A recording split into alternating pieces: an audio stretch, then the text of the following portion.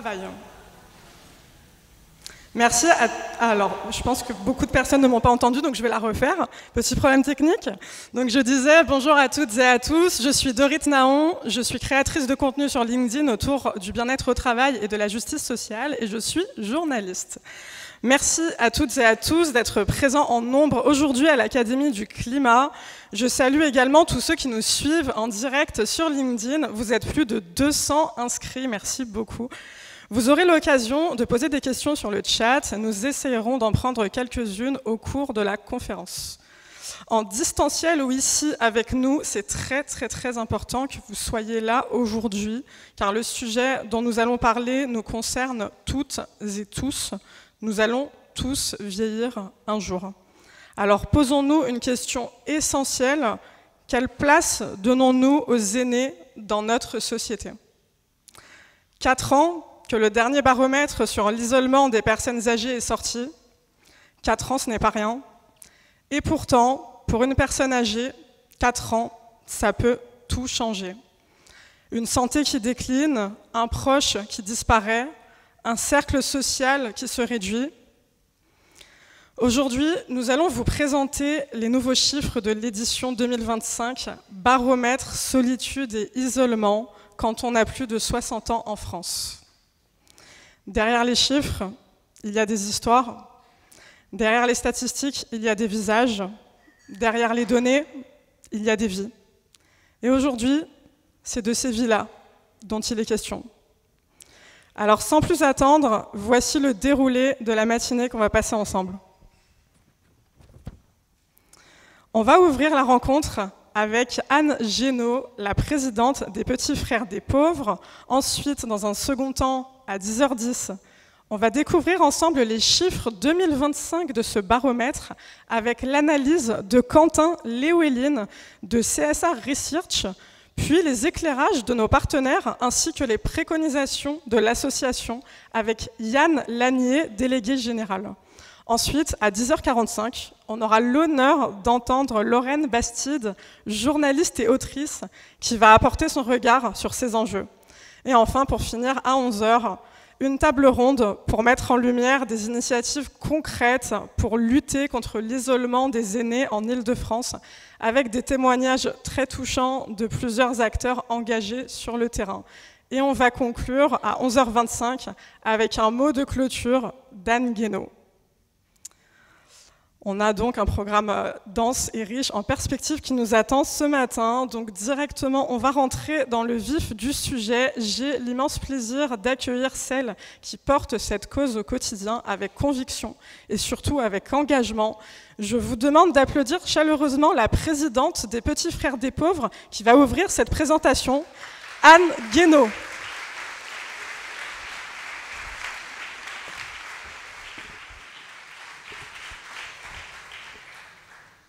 Mesdames, Messieurs, c'est avec une grande émotion que je vous accueille aujourd'hui pour la présentation de ce 3e baromètre sur la solitude et l'isolement des personnes âgées en France, France métropolitaine et ultramarine. Un rendez-vous que nous considérons comme essentiel. Après 2017-2021, ce 3e rapport s'enrichit d'une analyse de l'évolution des chiffres qui peut être inquiétante, mais qui doit nous faire réfléchir et surtout agir, anticiper et prévenir. Chez les Petits Frères des Pauvres, nous savons depuis longtemps que l'isolement n'est pas seulement une question de chiffres, de statistiques. C'est une réalité douloureuse, vécue par des milliers de femmes et d'hommes, souvent invisibles, souvent oubliés. Ce baromètre a pour but de leur donner une voix et de rappeler à la société tout entière que vieillir ne doit jamais signifier être seul. Les résultats que nous allons partager avec vous sont le reflet de vies brisées par l'absence de lien, par rupture, mais aussi un appel à l'action pour chacun d'entre nous, là où nous sommes, citoyens, associations, institutions publiques et privées. Car nous en sommes convaincus, la solitude ne doit pas être une fatalité. Il existe des solutions, des initiatives, des élans de solidarité qui peuvent changer les choses. Encore faut-il avoir le courage de regarder la vérité en face, la réalité en face, et la volonté d'y répondre individuellement, là où nous vivons, et collectivement pour être encore plus forts, pour lutter contre cet isolement qui peut être aussi un isolement extrême. Je renouvelle mes remerciements pour votre présence, votre engagement à nos côtés. Ensemble, faisons en sorte qu'aucune personne âgée ne se sente oubliée. Je vous souhaite une très belle, très riche conférence et un très beau partage. Merci beaucoup Anne pour l'importance de ces mots qui montrent justement l'importance des données et des témoignages sur lesquels s'appuyer pour faire connaître ce fléau. C'est pourquoi je vous propose tout de suite de découvrir en avant-première les premiers chiffres de ce baromètre à travers un film où les mots ont toute leur importance. Ma journée, à regarder la télé, à regarder l'ordinateur, voilà, c'est ma journée type. Je ne sors pratiquement pas. C'est dur. Le soir, en se couchant, les larmes. Très malheureuse depuis que j'ai perdu mon compagnon il y a 2 ans et demi. Je me suis donc trouvée dans une solitude vraiment très pesante. C'est surtout l'absence de conversation avec des humains. Je me sens isolée parce qu'il manque toujours de personnes à qui parler. Oui, je souffre de la solitude, oui.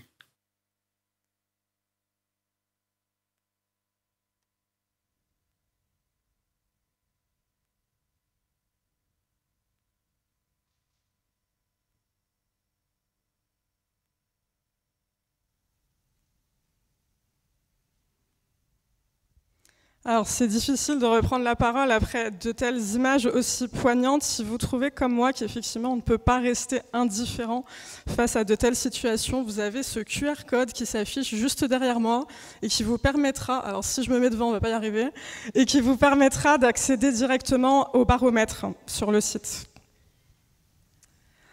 On va maintenant lancer, je vais me mettre bien de côté que vous voyez bien le QR code. Alors, on va maintenant lancer la première partie de cette conférence et pour ça, j'invite plusieurs personnes à s'installer dans les fauteuils.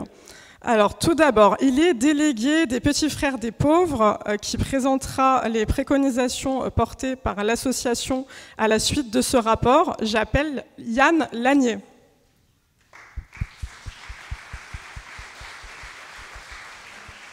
Bienvenue Yann. Et ensuite, bien évidemment, nos très chers partenaires, financeurs de ce baromètre, qui sont aux côtés de l'association depuis plusieurs années. Elle est présidente de la commission d'action sanitaire et sociale de l'assurance retraite. J'appelle Stella Delouis.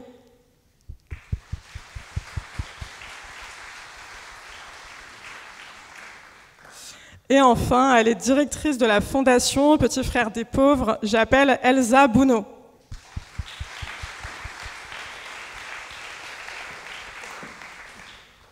Bienvenue à tous les trois. Et enfin, sans plus attendre, pour nous présenter tout de suite au pupitre les grands enseignements de cette édition 2025, j'appelle le directeur conseil de CSA Research, qui est déjà pressé de nous rejoindre, Quentin Lewelyn, j'ai bien prononcé. Quentin qui a piloté l'étude et qui va nous partager tout de suite son éclairage.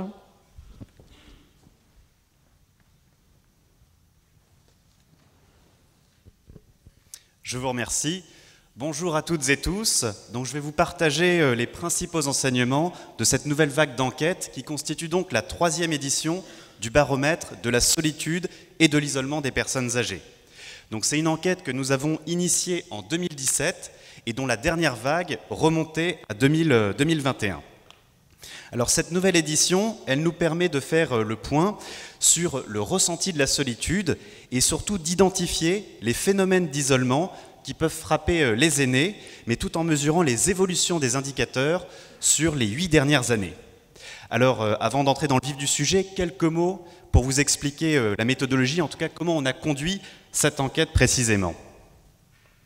On a concrètement interrogé par téléphone, et c'était au mois d'avril dernier, un échantillon de plus de 1860 personnes via un sondage, donc des personnes âgées, et c'est un échantillon, et c'est important de le rappeler, qui est représentatif de l'ensemble de la population française âgée de 60 ans et plus. Alors, représentativité assurée par la méthode des quotas, appliquée à différentes variables, comme le sexe, l'âge, la catégorie socio-professionnelle, ou l'ancienne lorsque la personne est retraitée évidemment, la catégorie d'agglomération et la région de résidence. Alors précisons qu'au-delà des régions métropolitaines, nous avons également pris en compte certains DROM, en donnant notamment la parole à des personnes âgées vivant en Guadeloupe et en Martinique. Et cette enquête, elle a été complétée par une étude qu'on appelle qualitative, qui a été menée en face-à-face, par entretien individuel auprès de 19 bénéficiaires, en tout cas personnes accompagnées de l'association Petits Frères des Pauvres, des personnes qui avaient entre 62 et 93 ans. Et là, l'objectif de ces entretiens, c'était d'approfondir les perceptions et les parcours de vie d'individus donc isolés, afin d'illustrer plus concrètement certains enseignements du sondage. Et vous verrez d'ailleurs à l'écran certains verbatims de ces personnes. Alors, pour commencer,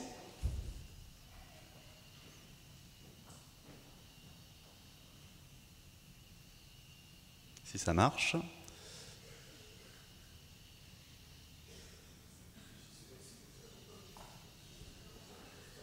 Voilà, ça va dans le sens inverse, mais on va faire comme ça. Donc pour commencer, je vous partage l'un des enseignements majeurs de cette nouvelle édition.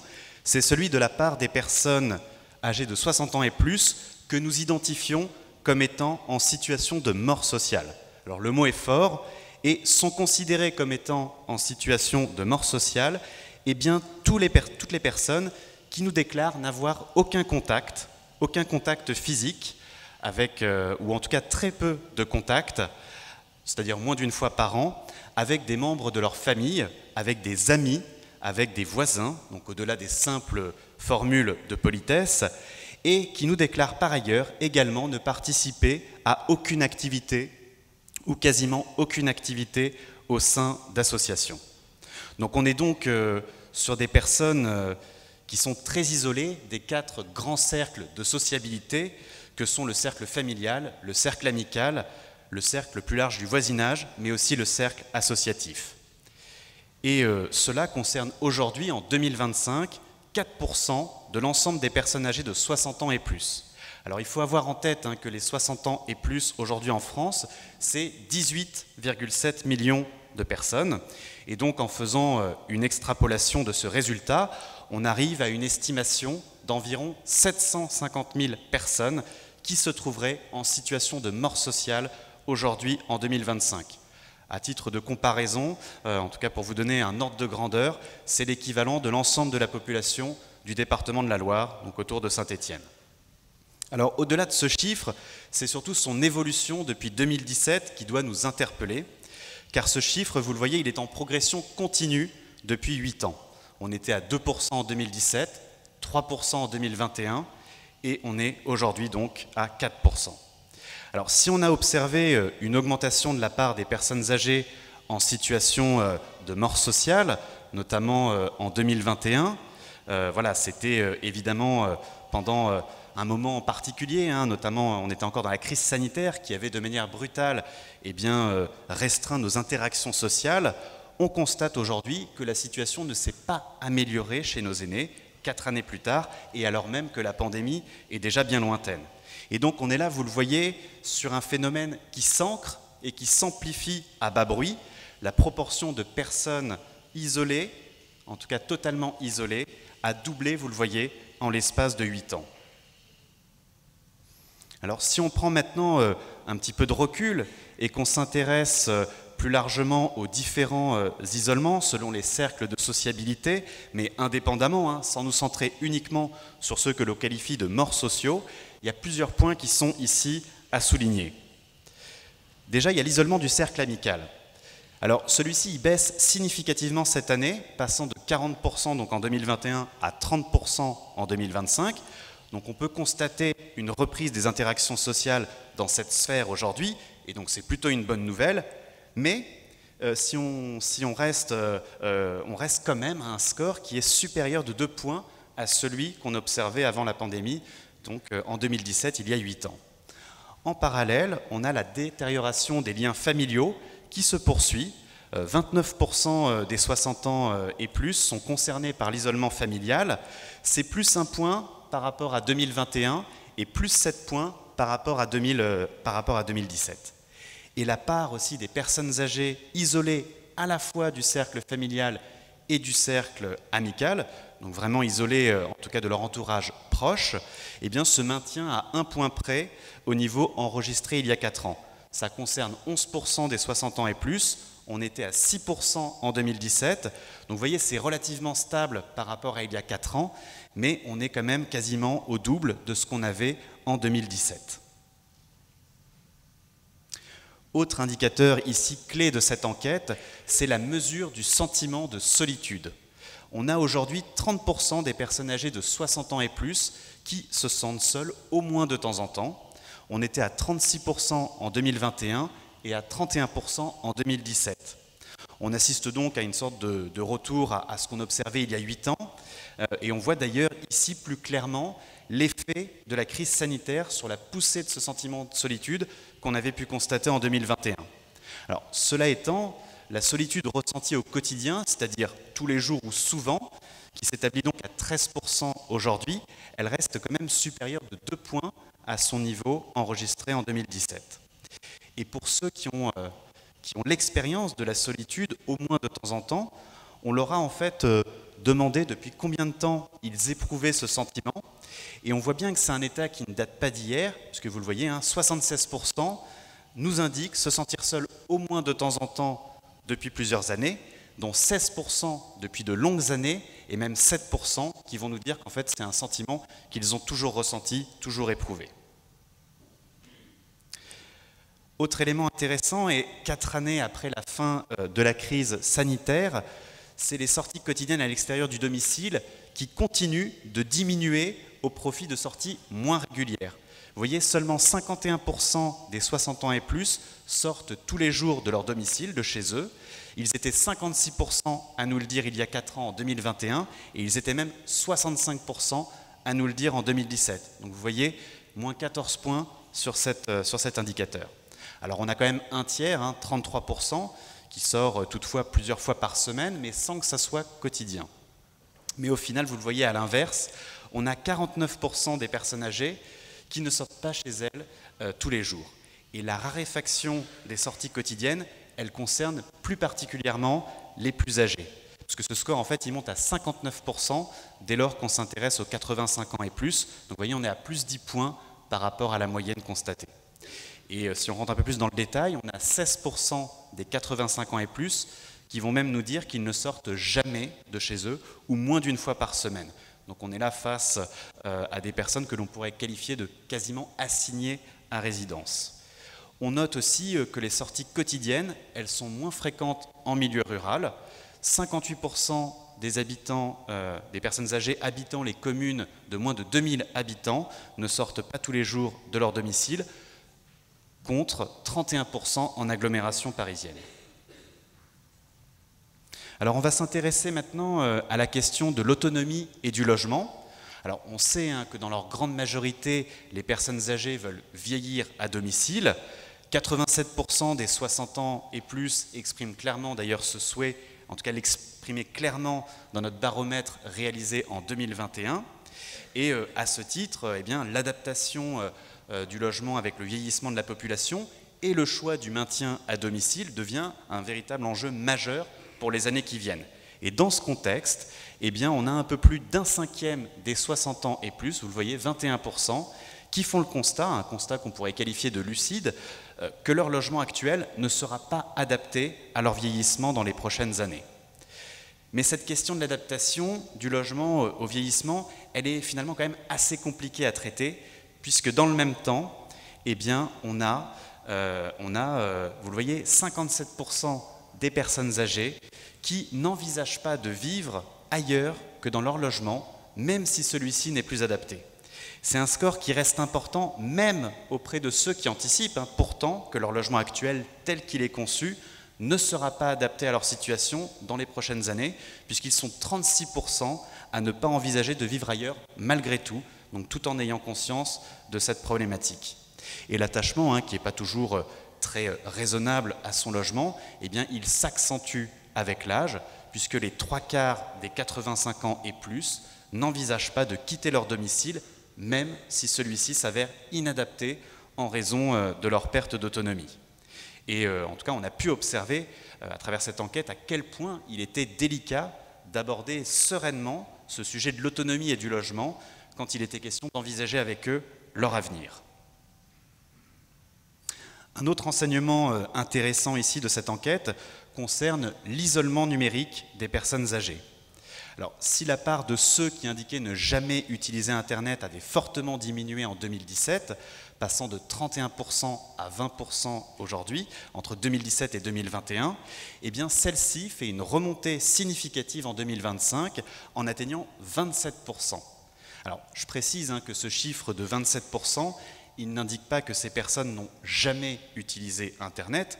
Pour certaines d'entre elles, ça peut évidemment être le cas.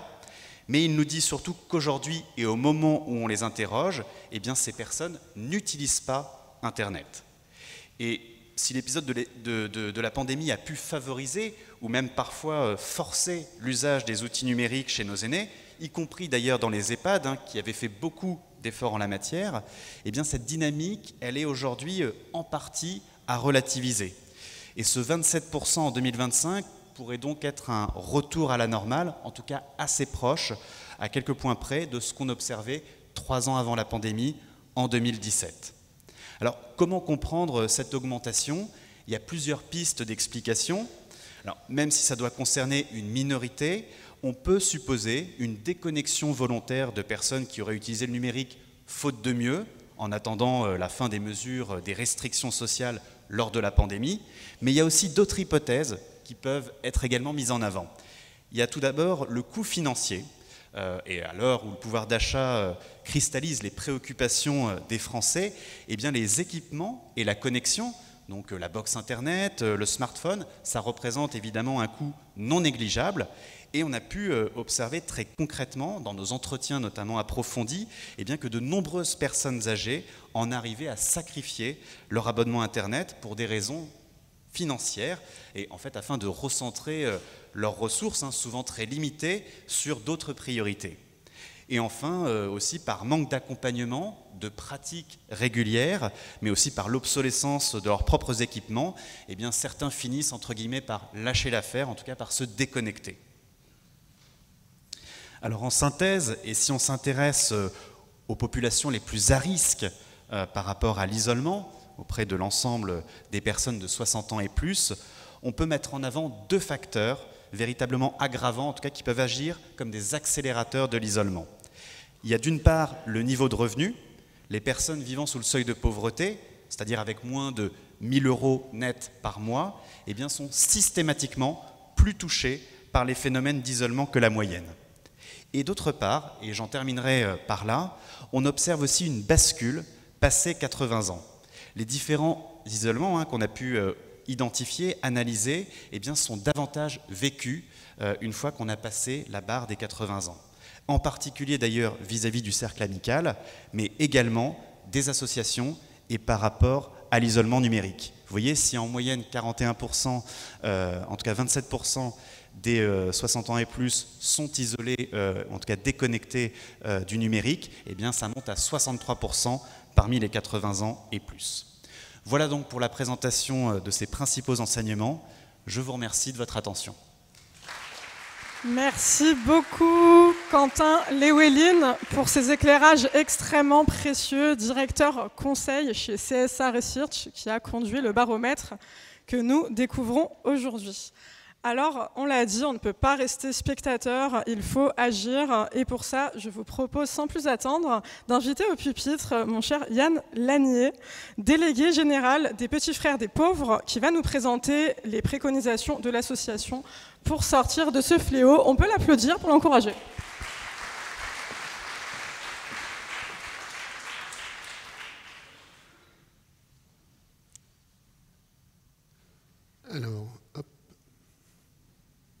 J'ai vu ton nom, Elsa, c'est pour ça que je me suis dit...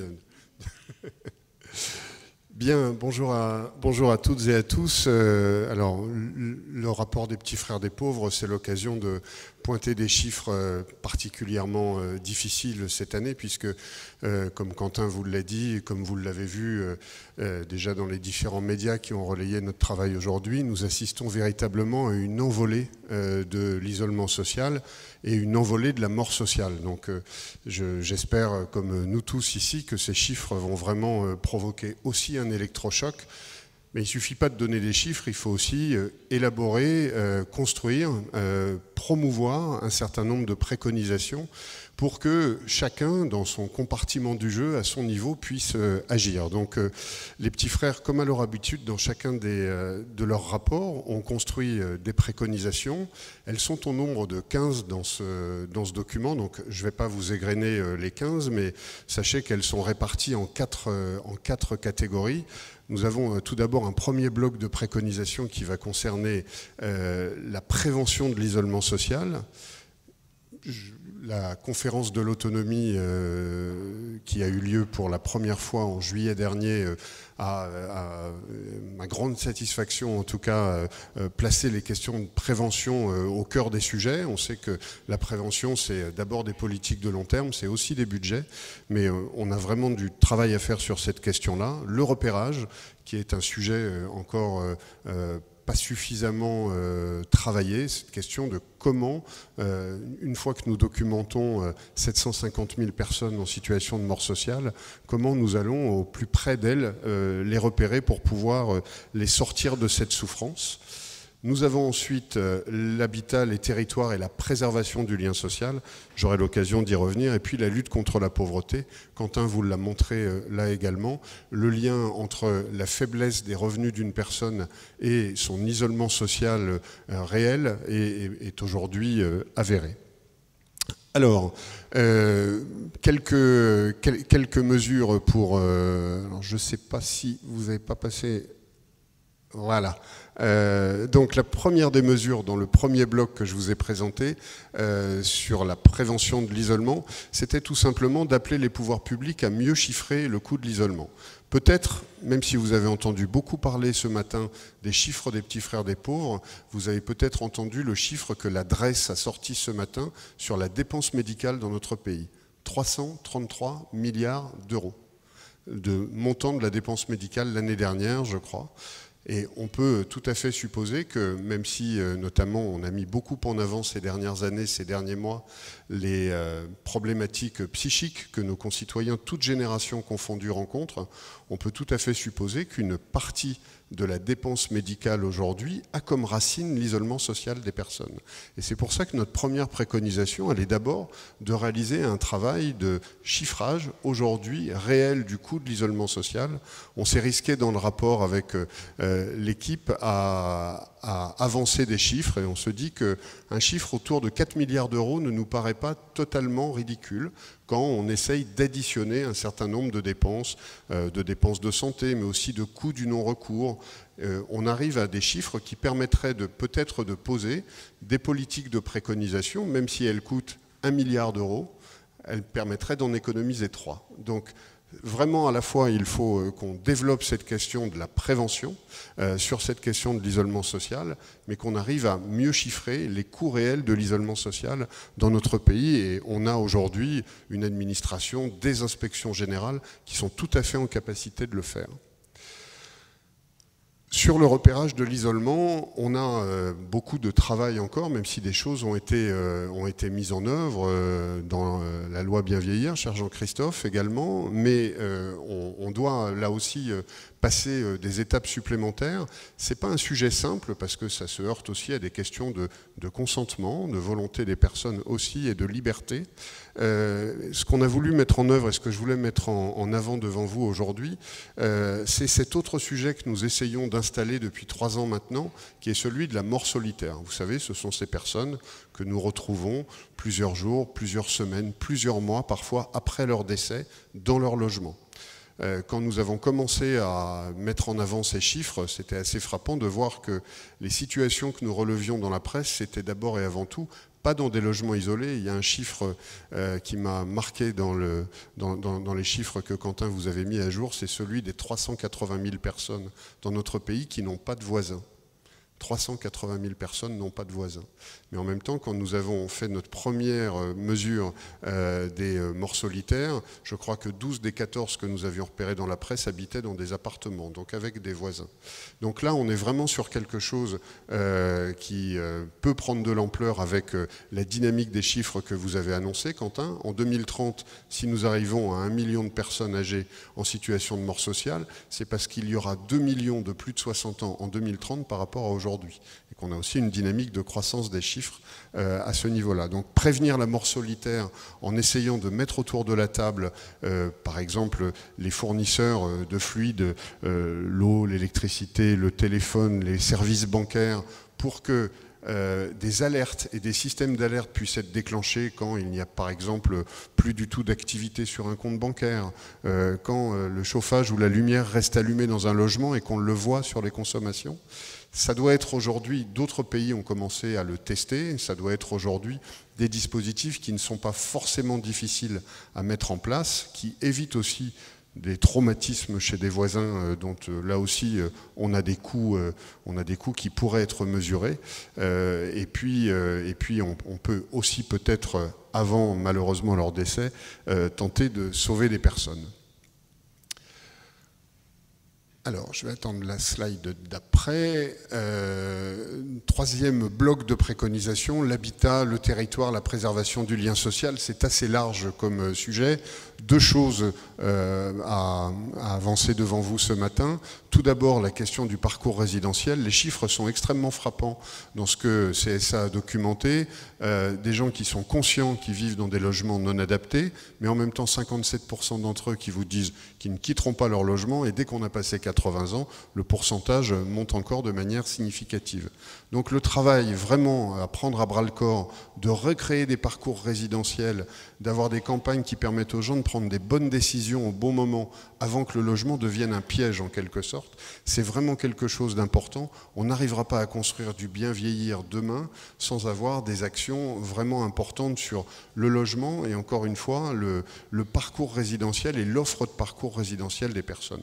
Ça passe par exemple la rénovation des résidences autonomie, mais ça passe aussi par la diversification de l'offre qui doit vraiment être une priorité là aussi de l'État, des bailleurs sociaux et également des territoires.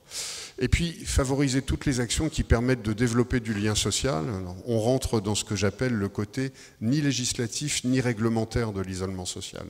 Lutter contre l'isolement social, c'est d'abord et avant tout la possibilité de mobilité, donc des transports publics, des commerces, de la vie associative et des services publics avec des humains derrière. Si on a déjà ces 4 piliers-là, une possibilité de se déplacer facilement.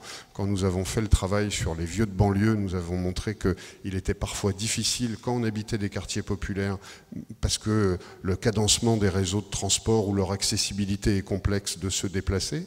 On sait que, par exemple, dans ces quartiers-là, mais comme aussi en milieu rural, le commerce, les commerces de bouche, les commerces essentiels ont parfois disparu.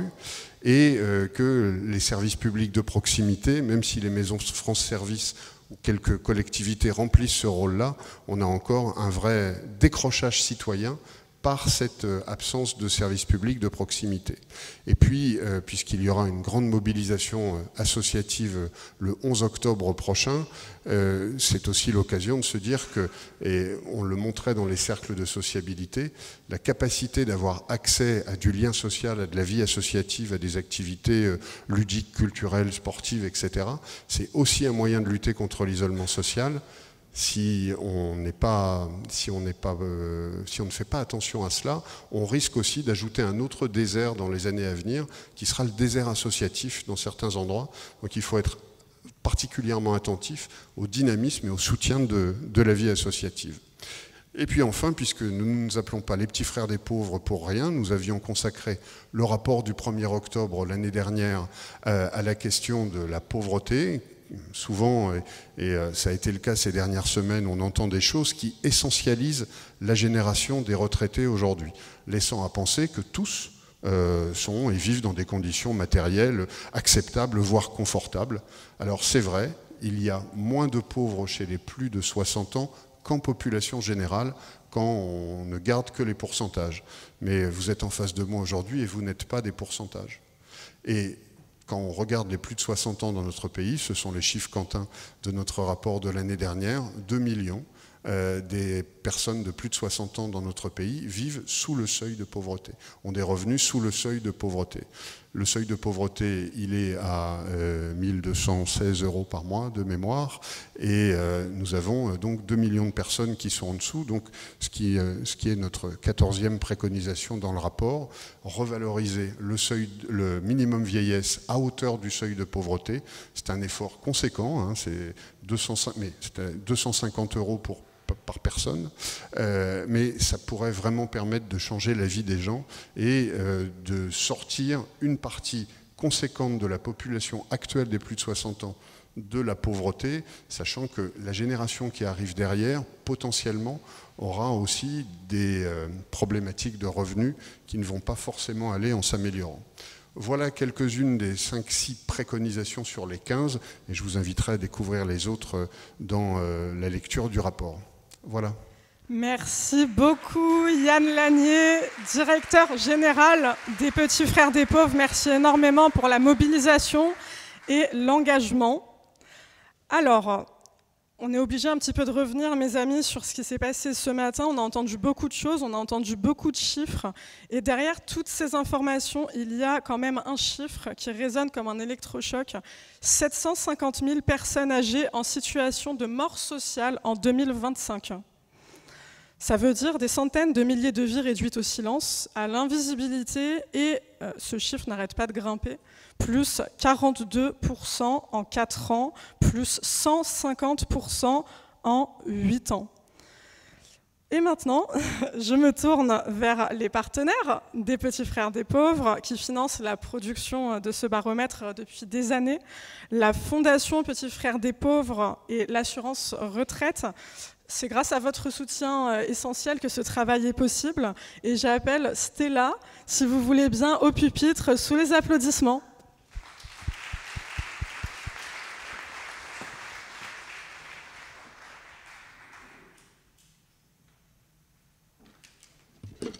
Temps de calage, toujours un petit peu obligatoire. Bonjour à tous, merci de me donner la parole aujourd'hui. C'est l'occasion pour moi de saluer le partenariat de l'assurance retraite avec les Petits Frères des Pauvres. J'ai envie de vous dire qu'il a été engagé en 2020, ce partenariat, à l'occasion de la crise sanitaire. Et j'ai envie de dire qu'il y a eu un avant et après le partenariat avec les Petits Frères des Pauvres, notamment sur la prise de conscience des impacts de l'isolement social sur la perte d'autonomie de nos concitoyens dans un environnement où le vieillissement de la société fait que cette perte d'autonomie va venir grandissante et qu'elle s'accompagne de toutes les problématiques qui sont autour de 3 grandes transitions. La transition démographique, bien sûr, la transition numérique, on a vu tout à l'heure à quel point c'était important, et puis la transition climatique. Alors je vais dire 2 mots sur l'assurance retraite, et je ne vais pas être très longue parce que le temps est limité, mais alors à l'assurance retraite, si vous avez l'occasion d'entendre Frédéric Garlot, je vous préviens, elle est encore plus bavarde que moi et elle n'écoute absolument rien, donc les 7 minutes c'est plutôt un quart d'heure, et moi les 2 minutes ça va plutôt être 5. Bon, bref, je vais quand même parler un petit peu de l'assurance retraite. L'assurance retraite, c'est l'opérateur public du service de la retraite. La retraite, c'est 15 millions de retraités. C'est 2 métiers. Le premier métier, c'est de verser les pensions, de calculer les pensions, de gérer les carrières. Et puis, il y a un deuxième métier, et c'est l'objet de ma présence aujourd'hui, qui est l'action sociale. Alors, l'action sociale de l'assurance retraite, depuis 2014... depuis 2003 plutôt, elle est orientée sur le bien vieillir et sur la prévention de la perte d'autonomie, mais plutôt sur des actions qui se tournent vers la population générale en termes de prévention primaire, et puis ensuite c'est complété par 2 types d'actions. Un premier niveau d'action qui sont les ateliers collectifs de prévention. On a évoqué à quel point c'était important aujourd'hui dans les territoires de créer des lieux permettant aux gens personnes âgées de sortir de l'isolement. Ces ateliers de prévention collective dans les territoires sont très importants. Et puis le troisième niveau d'intervention, c'est les interventions d'aide à domicile en direction des retraités qui cumulent les fragilités sociales et première vulnérabilité qui conduisent, si on n'y prend pas garde, au basculement dans la dépendance.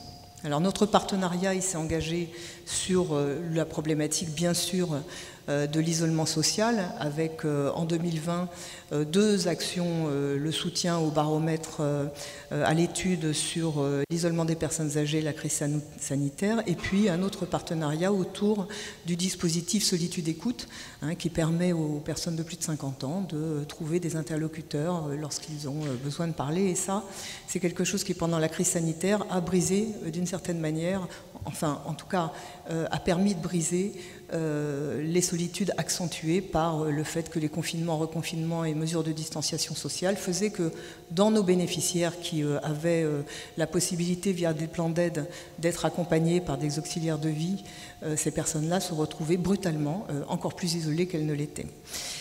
Alors, moi, je vais réagir sur 2-3 chiffres qui sont pour moi vertigineux. Enfin, je pense qu'elles le sont pour tout le monde. C'est impensif que de le dire.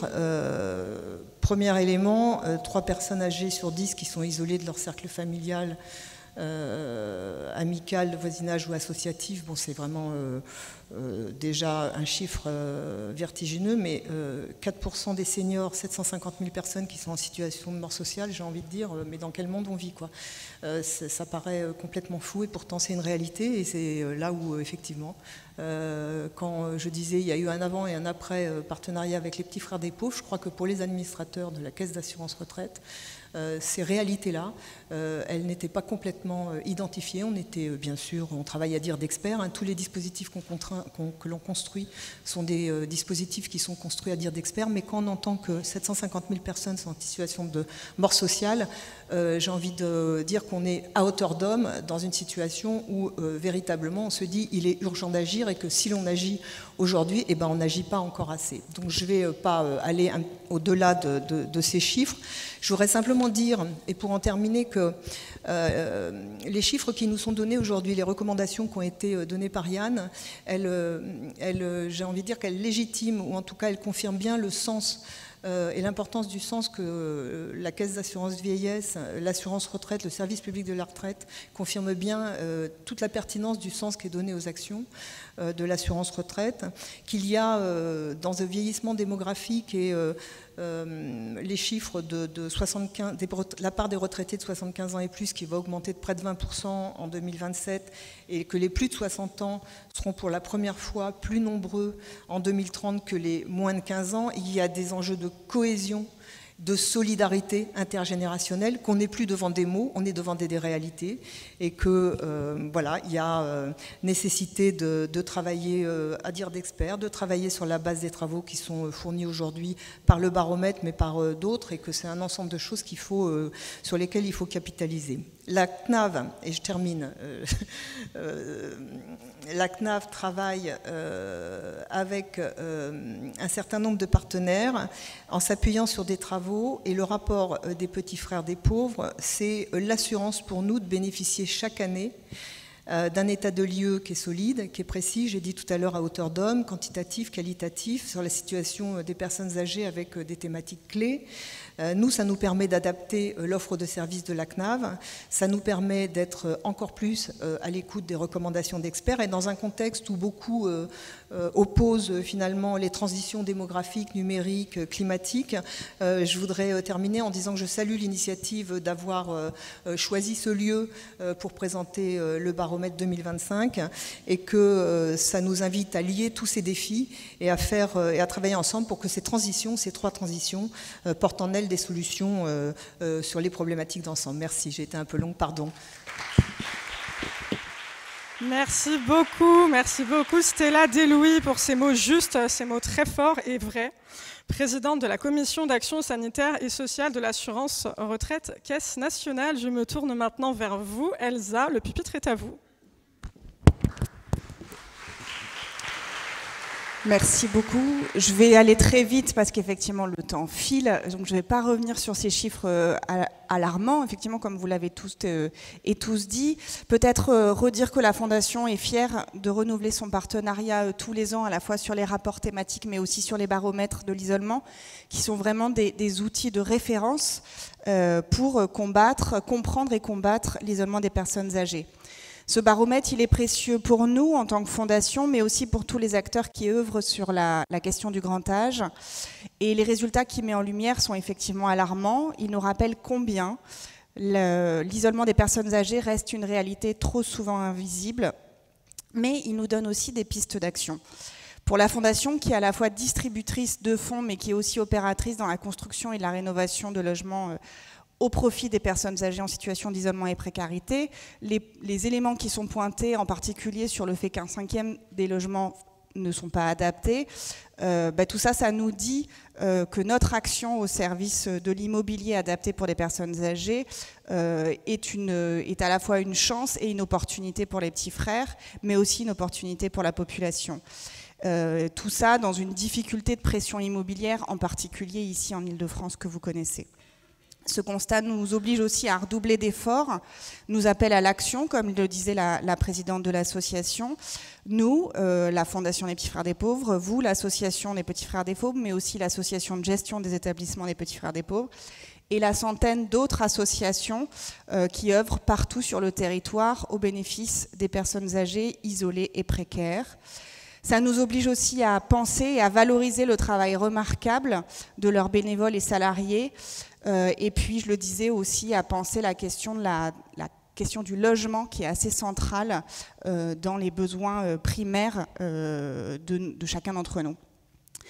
Enfin, comme c'est un enjeu qui est effectivement massif, cela nous appelle aussi à nous allier, acteurs publics, acteurs privés, acteurs associatifs, pour continuer à faire de la lutte contre l'isolement une priorité nationale. Merci beaucoup. Merci beaucoup Elsa Bouneau, directrice de la Fondation des Petits Frères des Pauvres. Alors on va faire un squat Elsa. Merci énormément à tous les trois, merci pour vos lumières, pour votre inspiration. Sous les applaudissements s'il vous plaît, pour nos trois intervenants, leur engagement, leur inspiration, leur mobilisation, leur soutien, c'est important et c'est essentiel lorsqu'on entend des témoignages de personnes âgées qui illustrent avec leurs mots les chiffres que nous ont présentés Quentin, qu'ont rappelé Stella, qu'on a entendu pendant toute cette matinée. Et d'ailleurs, vous avez entendu ce matin, pour ouvrir cette conférence, le témoignage de Norbert, que je vous propose de découvrir d'une façon plus complète. Norbert, qui a 77 ans et qui réside en banlieue parisienne. C'est maintenant. Je m'appelle Norbert, j'ai 77 ans. Je suis né à Nanterre. J'ai été jusqu'en certificat d'études et j'ai travaillé à l'âge de 16 ans. J'étais jeune ouvrier en alternance avec le service militaire parce que j'étais arrivé au service militaire. Et après, j'ai été taxi 23 ans dans Paris. Et après, après ces 23 ans, la retraite. Alors le quotidien actuel, le matin c'est une infirmière qui me fait ma toilette. Après une petite heure, je me lève, déjà faire mon café, prendre mon petit déjeuner. Arrive 3 fois par semaine la kiné, qui me fait travailler un petit peu. Et après, je prends ma journée à regarder la télé, à regarder l'ordinateur. Voilà, c'est ma journée type.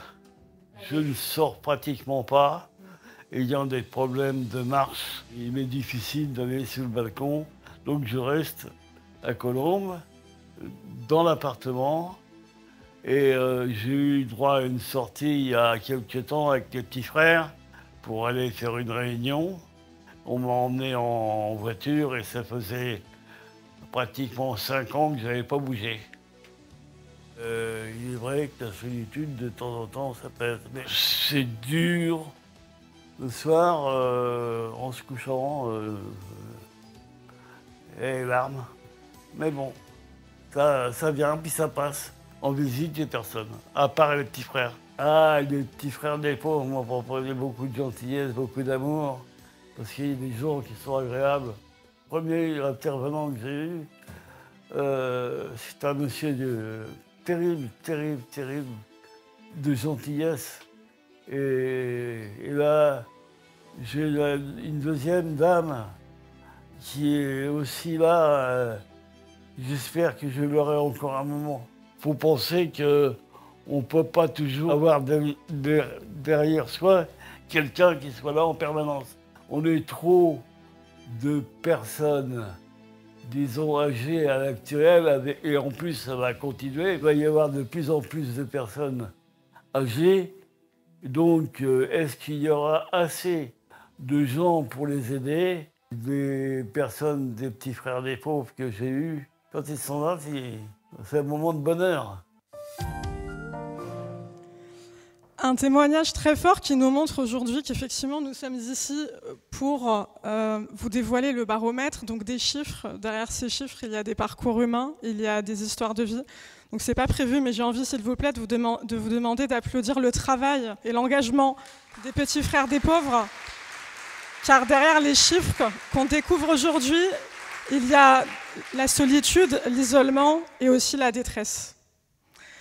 Si vous le voulez bien, on va passer maintenant à la deuxième partie de cette conférence avec une invitée très spéciale.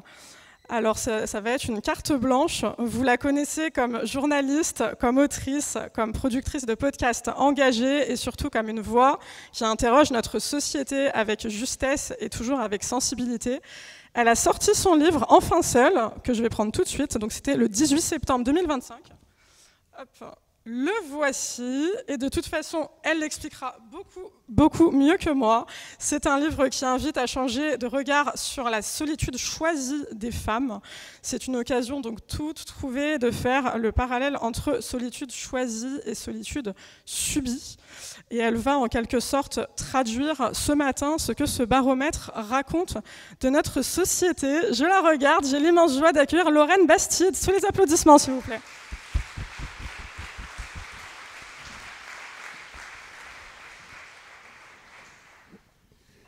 Bonjour à toutes et tous. C'est super dur de parler après Norbert qui vient de me mettre par terre. Les associations, les personnes qui dédient leur temps et leur énergie aux autres, moi ça me fait comme les livres et les bibliothèques. J'ai toujours peur que ça disparaisse. Je suis ébahie par la longévité des petits frères des pauvres, par la constance de leur engagement, et je suis extrêmement fière d'avoir été conviée à m'exprimer à leur côté aujourd'hui. Je voulais commencer par les remercier infiniment pour ce travail effectué depuis bientôt 80 ans. Il me rassure un peu sur l'humanité, en ces temps où le déclassement social et les idées rances flambent. Ce chiffre, on l'a répété plusieurs fois depuis ce matin, je vais le redire. 750 000 personnes âgées sont aujourd'hui en France en situation de mort sociale. Je crois qu'en lisant ce rapport, c'était la première fois que je voyais, ou en tout cas que je m'arrêtais sur ce terme de mort sociale. Au fond, quand on y réfléchit, la mort sociale, c'est la mort, tout court. La psychologie l'a démontré. L'être humain a un besoin vital de lien aux autres. Pouvoir échanger avec quelqu'un, c'est un besoin aussi fondamental que l'air ou l'eau. Les études ont montré que les bébés, dans les premiers mois de leur vie, avaient besoin de contact physique, de regard bienveillant, d'écoute attentive, tout autant qu'ils avaient besoin de nourriture. Laisser des personnes en état d'isolement absolu, en fait, c'est les tuer un peu. Et je me demande comment nous arrivons collectivement, en tant que société, je vais chialer, c'est Norbert, à dormir sur nos deux oreilles alors que nous sommes en train de tuer à petit feu près d'1 million de personnes. J'espère que l'appel lancé par les petits frères des pauvres aujourd'hui sera entendu car les perspectives sont sombres. La modification démographique va amener demain de plus en plus de personnes âgées dans la société. Et puis, nous vivons une époque qui est en train de modifier profondément le lien social. Et comme il vient d'être très gentiment rappelé par notre hôtesse, je me suis penchée là-dessus récemment. J'ai écrit un livre sur la solitude des femmes. La solitude n'est pas le sentiment de solitude, elle n'est pas la détresse qu'on ressent dans la solitude, elle n'est pas l'isolement, mais je ne vais pas vous résumer mon livre. Par contre, j'ai beaucoup fait de recherches pour ce livre et je suis tombée sur un article que j'avais envie de partager avec vous aujourd'hui parce qu'il m'a semblé vraiment très intéressant. Il a été publié dans un journal américain qui s'appelle The Atlantic. Et l'article s'appelle The Antisocial Century, le siècle antisocial. Pour moi, il décrit vraiment très précisément ce qu'il est en train de se produire aujourd'hui dans nos liens avec l'explosion des nouvelles technologies. En fait, il est complètement simpliste de dire que les outils technologiques détruisent les liens sociaux. C'est faux. Ils en renforcent certains. Par exemple, là où avant, on voyait sa famille proche le matin ou le soir, aujourd'hui, on envoie pendant la semaine des centaines de messages à nos enfants, à nos conjoints. Ça devient presque une surveillance d'ailleurs, et c'est aussi problématique si on y réfléchit, mais encore une fois, ça n'est pas le sujet. Par ailleurs, Internet crée une communication à un autre échelon.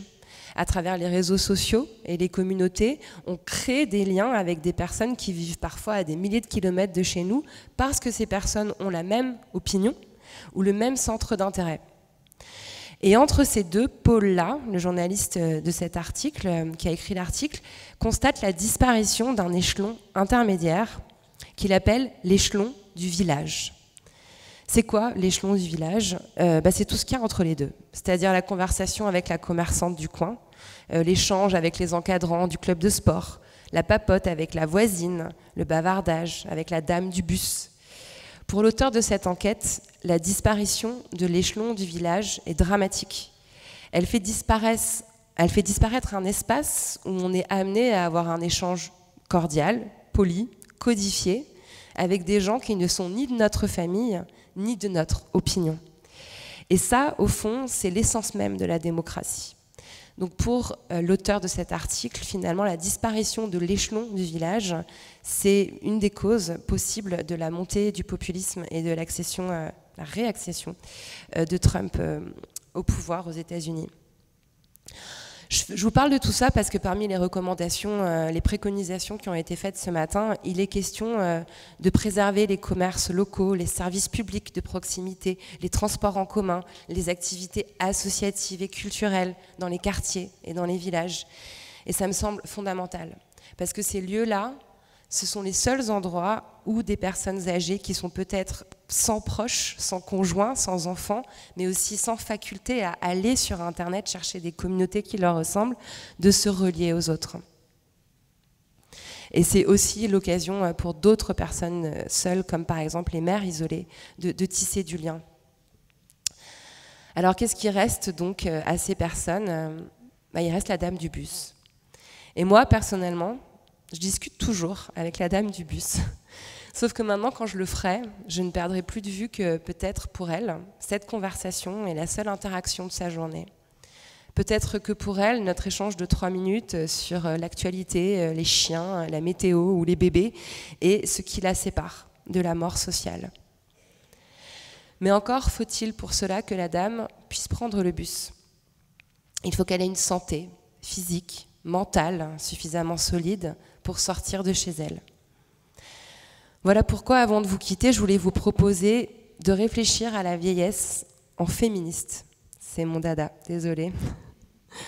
En fait, on est presque obligé de penser la vieillesse en féministe parce que quand on parle de personnes âgées, et ça on l'oublie souvent, on parle en immense majorité de femmes. En raison de leur longévité supérieure, les femmes constituent aujourd'hui, et pour un moment, la majeure partie de la population des personnes âgées. Donc en fait, penser la vieillesse en féministe, c'est penser en féministe tout court. On sait que la pauvreté et le manque de ressources psychiques, culturelles, sociétales sont des facteurs qui favorisent l'isolement social. C'est pour ça qu'il faut dès aujourd'hui lutter contre la pauvreté de toutes les femmes, lutter contre les violences sexistes et sexuelles, lutter pour que les femmes aient accès à un maximum de ressources éducatives, culturelles. Car embrasser ces luttes aujourd'hui, c'est contrer l'isolement des femmes âgées de demain. Penser la vieillesse en féministe, c'est aussi prendre conscience du fait que le personnel qui s'engage aujourd'hui auprès des personnes âgées, ceux et celles qui leur apportent le soin quotidien, c'est-à-dire les aides à domicile, les infirmières, les aides-soignantes, les personnels des maisons de retraite, sont en majorité des femmes. Quasiment 90% des métiers du care, comme on dit, sont occupés par des femmes. Pourquoi ces métiers sont-ils si dévalorisés? Pourquoi sont-ils considérés comme le bas de l'échelle? Pourquoi sont-ils si mal payés, si mal protégés, si précarisés? Parce qu'ils sont systématiquement renvoyés à la sphère féminine, donc méprisés. Penser la vieillesse en féministe, c'est revaloriser le soin et rendre ces lettres de noblesse à ces gestes essentiels à la vie que sont ceux de nourrir, de laver, de toucher, d'écouter. Revaloriser le care, c'est lutter contre l'isolement. Je rêve d'un monde où demain, on ne verra plus les personnes âgées comme des charges ou des quantités négligeables qu'on peut mettre de côté pour que la société productiviste puisse continuer de tourner. Je rêve d'un monde où l'on regarde les personnes âgées pour ce qu'elles sont, c'est-à-dire des humains dotés d'une expérience, d'un vécu, de connaissances qu'il faut savoir recueillir et écouter. En fait, je rêve d'un monde où l'on considérera les personnes âgées comme des livres. Merci beaucoup de m'avoir écouté et merci de m'avoir invité.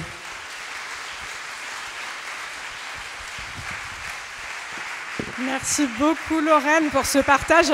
Alors si vous voulez bien rester un petit peu avec moi, vous allez avoir quelques questions, Lorraine. Il y a quelques questions, vous avez un public, vous avez une petite audience quand même sur le live. Alors déjà, je vous remercie vraiment pour l'inspiration. Comme vous voulez, vous pouvez rester debout, assis, vous êtes chez vous. Merci pour, je dirais même la poésie à travers ces mots. On ne verra plus la dame du bus et beaucoup d'autres personnes de la même façon. Alors comme je le disais, vous avez quelques fans, hein, je dirais quand même, sur le live LinkedIn. Alors première question, vous parlez de solitude choisie des femmes dans votre livre. Qu'est-ce qui, selon vous, permet de choisir sa solitude? Ça te dérange pas? Il n'y a aucun problème. Qu'est-ce qui permet, selon vous, de choisir sa solitude et de ne pas la subir? Alors peut-être je vous laisse mieux l'écran, voilà.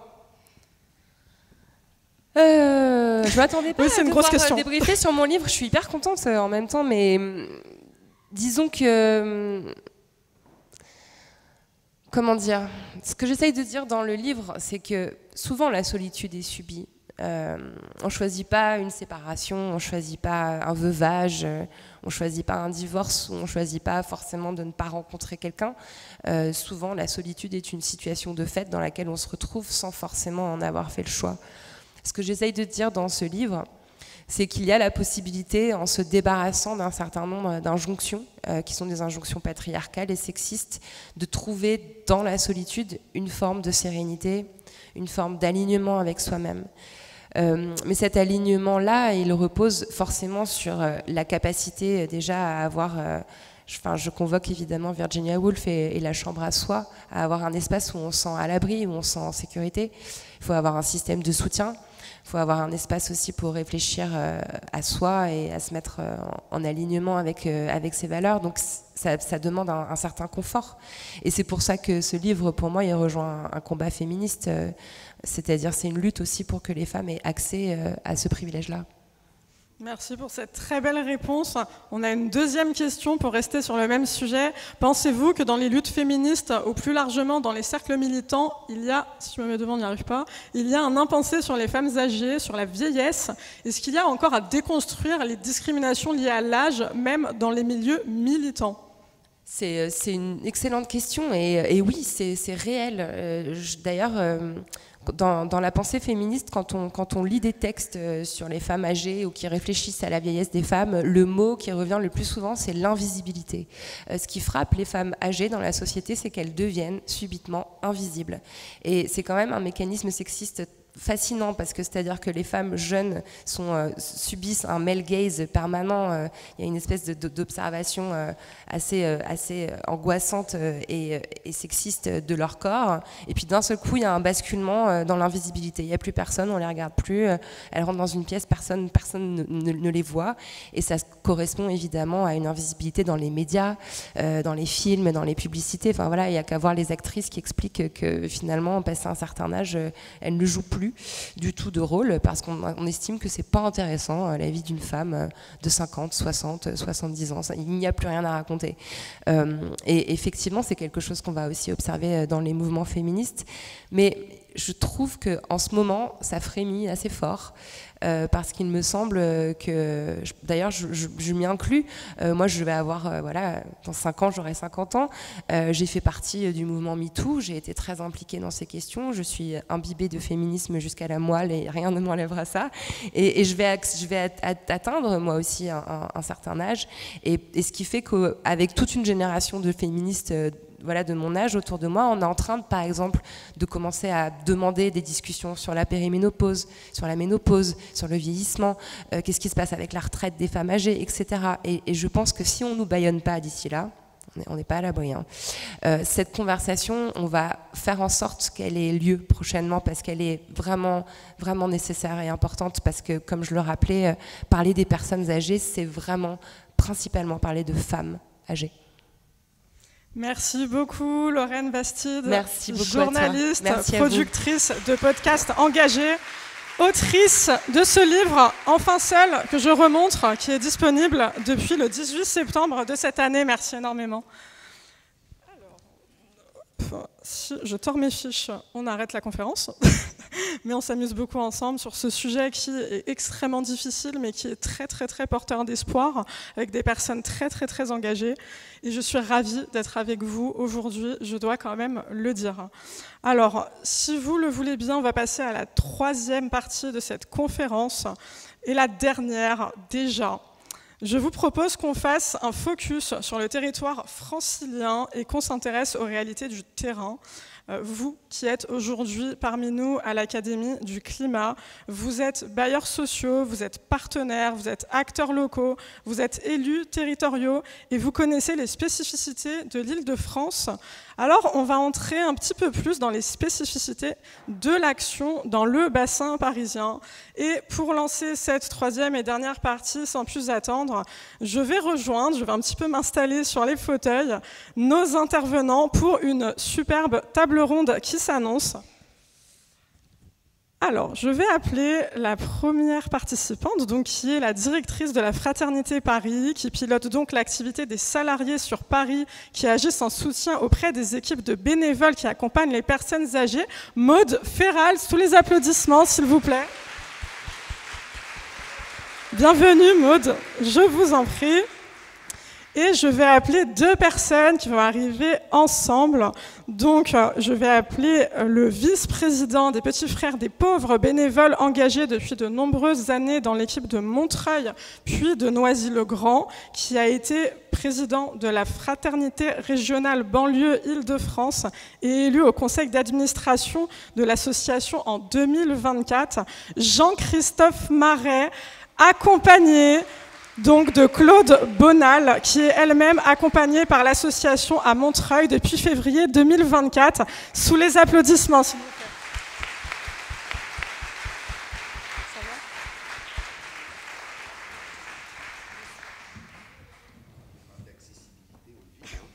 plaît.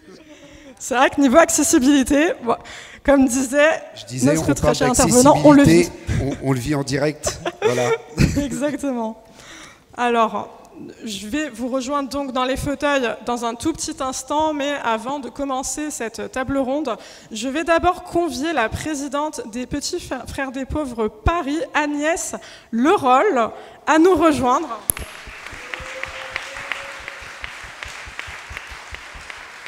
Bienvenue. Et qui va s'installer au pupitre parce qu'elle va être rejointe tout de suite par la présidente des Petits Frères des Pauvres banlieue Île-de-France, Joyce Villemur. Alors on a Joyce et Agnès qui vont effectivement nous dresser un petit état des lieux de l'isolement et de ses causes dans la région parisienne. Bonjour à tous. Eh bien, avec Agnès, nous sommes effectivement les personnes de l'étape. Nous sommes frappés, comme y a fait référence Lorraine Bastide, au fait qu'à une époque où la technologie et les réseaux sociaux donnent l'impression de rapprocher les individus, beaucoup et tant de nos aînés vivent dans la solitude, parfois jusqu'à l'oubli et surtout l'invisibilité. Avec 100 000 personnes âgées de plus de 60 ans, soit 4% des plus de 60 ans, en situation de mort sociale en Île-de-France. La région n'est pas la plus mal lotie, mais la densité de sa population fait que une personne sur 7 dont on vous a parlé ce matin, dans les 750 000 personnes en état de mort sociale, sont en Île-de-France. Je rappelle, la mort sociale, c'est ce concept qui inclut l'isolement total du cercle familial, du cercle amical, du voisinage et des associations. Les prévisions, comme on vous l'a dit ce matin, sont mauvaises, puisqu'on a un risque d'arriver à 1 million de personnes en état de mort sociale d'ici 2030. Et la démographie n'explique pas tout. Ton micro.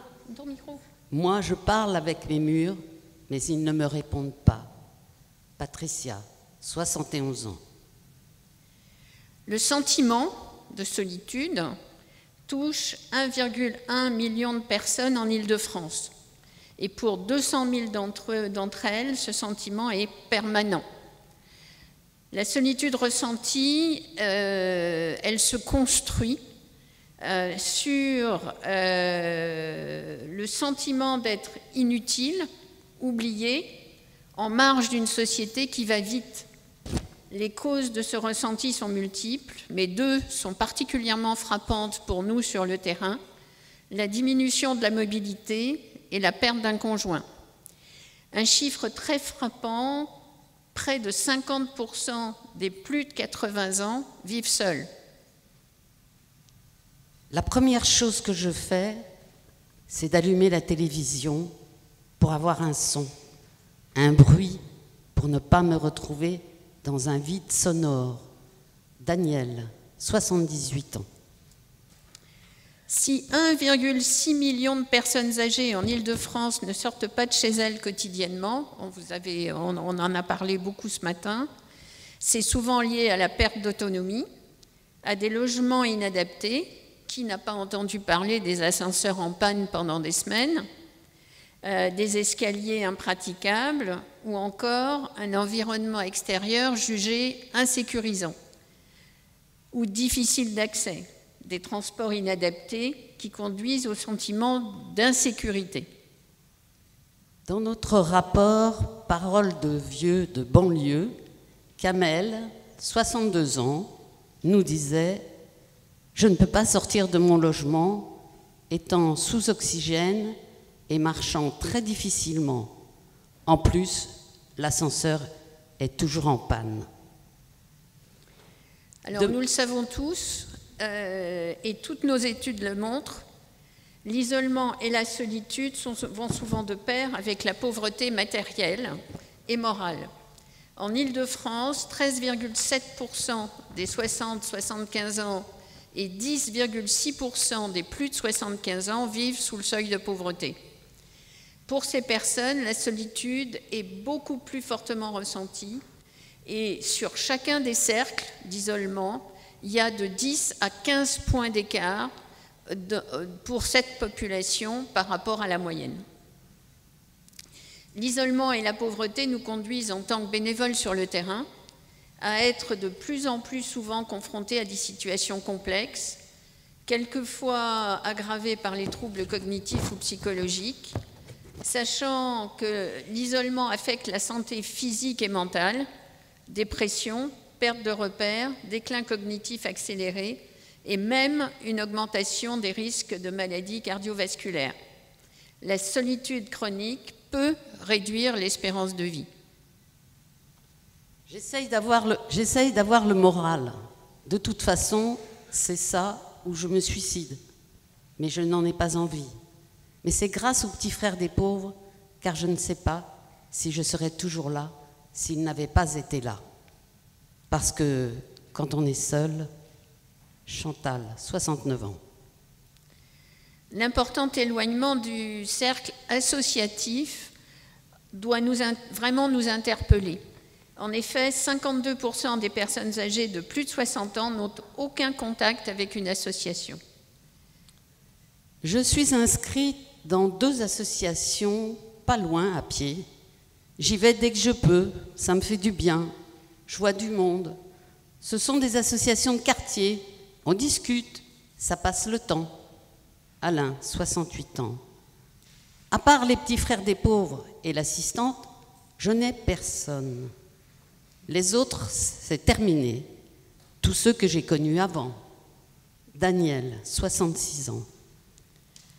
Pour lutter contre cet état de fait, en Île-de-France comme sur le reste du territoire, les petits frères des pauvres déploient des actions multiples.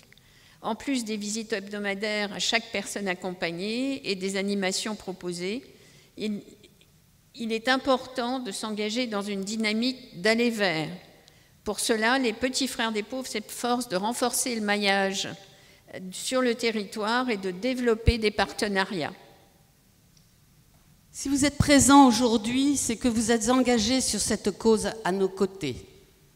À charge pour nous de faire plus chaque jour dans nos missions et dans l'entraînement de tous les acteurs publics et associatifs. L'isolement des seniors n'est pas une fatalité, mais un défi collectif que nous devons et pouvons tous, ici et dans la région, relever. Merci. Merci beaucoup pour la vérité dans ces mots. Je vous laisse regagner le public. Agnès Leroll, présidente Petits Frères des Pauvres, Fraternité Paris, et Joyce Villemur, présidente... Oui, effectivement, les micros, ça peut être utile, c'est une très bonne idée. Merci. Donc Joyce Villemur, présidente Petits Frères des Pauvres, Fraternité, banlieue, Île-de-France. Et je vais m'installer de ce pas. Alors, avant de passer enfin à notre table ronde, on va voir quand même une petite vidéo ensemble. Alors déjà, bon, on a bien compris avec l'intervention juste avant. Donc ici à Paris et en Île-de-France, l'isolement, c'est une problématique qui est féroce et qui est liée à plusieurs facteurs. Merci encore à Agnès et à Joyce pour leurs éclairages spécifiques sur ce sujet. Et pour rendre ces réalités concrètes, donc on va maintenant entendre celles et ceux qui agissent et qui vivent cet accompagnement au quotidien. Comment on peut faire pour repérer les plus isolés, comment innover pour aller aussi vers ceux qui sont difficilement identifiables. À nouveau, pour illustrer par les mots ces données, je vous propose d'écouter tout de suite le témoignage de Jeanne, qui réside en petite couronne parisienne. Je m'appelle Jeanne, j'ai 81 ans, j'ai grandi en Bretagne. Je suis arrivée à Paris, j'avais même pas mon certif. Ensuite, j'ai fait agent hospitalier, aide-soignante et ensuite infirmière que j'ai fait jusqu'à ma retraite. Et maintenant, je suis seule. Mon mari étant décédé il y a 4 ans. Donc, il est mort subitement. C'était bien sûr la sidération parce que je vais faire des courses et en rentrant, il n'était plus là. Depuis, je me sens isolée parce qu'on manque toujours de personnes à qui parler. Moi, j'ai besoin de voir du monde, j'ai besoin de dialogue. J'ai besoin de l'être humain. Enfin, j'aime bien l'être humain, j'aime bien les gens. Les gens travaillent, les gens sont occupés, on ne se connaît plus et c'est dommage parce que c'est quand même un petit immeuble. J'ai toujours mon portable avec moi, je suis obligée, mais je l'utilise à bon escient. Moi, je préfère voir les personnes comme recevoir tous les impôts et tout ça sur Internet. Je ne suis pas d'accord, moi. C'est quelque chose qu'on m'a imposé, qu'on nous impose par le fait. Je ne suis pas contre le modernisme, mais on a toujours besoin d'être accompagné, d'être écouté, d'avoir une réponse directe et de faire un sourire. S'il y avait un robot là, il est planté là, mais on bute dedans, il tombe par terre, c'est tout. Non, non, non, non. Heureusement, j'ai rencontré les petits frères des pauvres qui m'ont proposé des sorties. Je vais souvent déjeuner avec eux et c'est très agréable. On n'est au moins pas seul. J'ai aussi participé à des cinémas.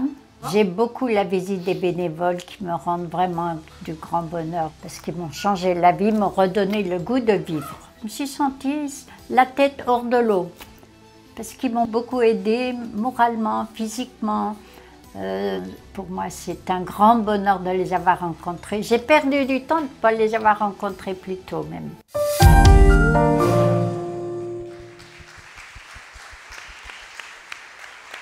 Alors, un témoignage plein d'authenticité par Jeanne, personne accompagnée. Et donc, effectivement, je vous regarde, Claude, sans transition. Vous êtes une personne accompagnée également par les Petits Frères des Pauvres.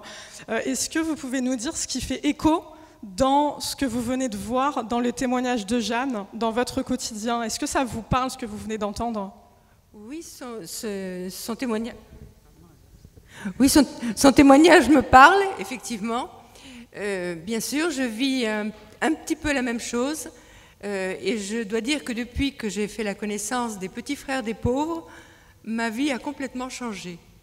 Parce que d'abord, j'ai une personne qui vient tous les mardis me converser avec moi, en quelque sorte. Nous échangeons et bon, sa présence m'est devenue vraiment très chère. Et puis, en dehors de cela, les Petits Frères des Pauvres nous invitent régulièrement à des déjeuners suivis de... Souvent c'est un récital, un petit concert, des jeux, enfin des animations tout à fait agréables. Et encore aujourd'hui, j'ai du mal à réaliser, vous allez trouver ça un petit peu curieux, mais qu'il y ait des personnes tellement généreuses. Disons que les Petits Frères des Pauvres ont contribué à remonter l'idée que je me faisais de la nature humaine, si je peux dire. On peut applaudir, s'il vous plaît, parce que c'est magnifique, vraiment. Merci beaucoup pour cette réponse. Ça fait 1 an et demi, vous, Claude, que vous êtes accompagné déjà par les Petits Frères des Pauvres. Est-ce que vous pouvez nous raconter la rencontre? Je n'ai pas compris. Est-ce que vous pouvez nous raconter la rencontre? Comment s'est passée la rencontre avec les Petits Frères des Pauvres il y a 1 an et demi? Oui, c'est grâce au service social de la mairie de Montreuil, puisque je réside à Montreuil. J'ai eu un problème de... j'ai fait une chute et au cours de cette chute, j'ai donc eu une hernie discale et j'ai averti les voisins qui ont tout de suite alerté le service social de la mairie de Montreuil est venu en aide et également le pôle gérontologie, donc, qui dépend également du service social. Et on m'a tout de suite conseillé de me mettre en rapport avec les Petits Frères des Pauvres en m'expliquant de quoi il s'agissait. Et bon, je n'ai pas hésité. Voilà. Et depuis, c'est une très belle histoire. On peut encore applaudir Claude, s'il vous plaît. Ah si, vous méritez, hein. Il faut accepter les applaudissements. Maude, maintenant, je me tourne vers vous. Vous êtes directrice de la Fraternité régionale Paris. Comment les Petits Frères des Pauvres sont présents et agissent sur le territoire d'Île-de-France? Grande question. Bonjour à toutes et à tous. Alors je commencerai par dire que l'Île-de-France est très contrastée, avec des territoires urbains très denses, mais aussi des territoires périurbains et ruraux. Et ce qui est frappant, c'est que l'isolement des personnes âgées touche tous les territoires. Il n'y a pas de village, pas de commune de banlieue, pas d'arrondissement parisien qui soit épargné. Nos aînés sont isolés en zone rurale, où les services de proximité se font rares et les déplacements compliqués. Ils le sont aussi dans les grandes villes, comme Montreuil, Créteil, Paris, parce que vivre dans un immeuble avec des commerces et des associations autour, ça ne garantit pas le lien social. De la même façon, il y a des poches de grande vulnérabilité où nos aînés sont confrontés à un isolement qui est renforcé par la précarité économique et leur perte d'autonomie. C'est le cas aussi bien dans le 93 que dans le 78 et à Paris dans la quasi-totalité des arrondissements, près des portes et de la Petite Ceinture notamment. Alors les Petits Frères des Pauvres, nous avons un maillage territorial fort, une connaissance fine du terrain, des besoins et des partenaires. Dans les banlieues, ce maillage a été renforcé par un important travail de développement ces 5 dernières années, avec 70 équipes bénévoles, dont 20 nouvelles. Un tiers développé en Seine-Saint-Denis, mais également de nouvelles équipes dans les territoires plus ruraux, Val d'Oise, Essonne, Seine-et-Marne. À Paris, nous sommes présents de longue date dans tous les arrondissements parisiens, avec 28 équipes de bénévoles et 9 solutions d'habitat collectif à taille humaine. Nous avons également un restaurant et 2 cafés. En Île-de-France, ce sont donc plus de 4000 bénévoles soutenus par des salariés qui accompagnent 5000 personnes âgées isolées. Un accompagnement par des visites régulières à domicile, en EHPAD et des actions collectives, réveillons de Noël, sorties culturelles, séjours vacances. Des liens individuels et collectifs qui sont précieux pour sortir de l'isolement. Les personnes âgées isolées nous sont signalées par le voisinage, les soignants, des institutions. Pour accompagner les plus isolés et les plus défavorisés, il s'agit d'être présent très localement. Par exemple, dans les coordinations seniors, avec les partenaires qui interviennent au domicile, avec les associations ou encore les conseils locaux de santé mentale.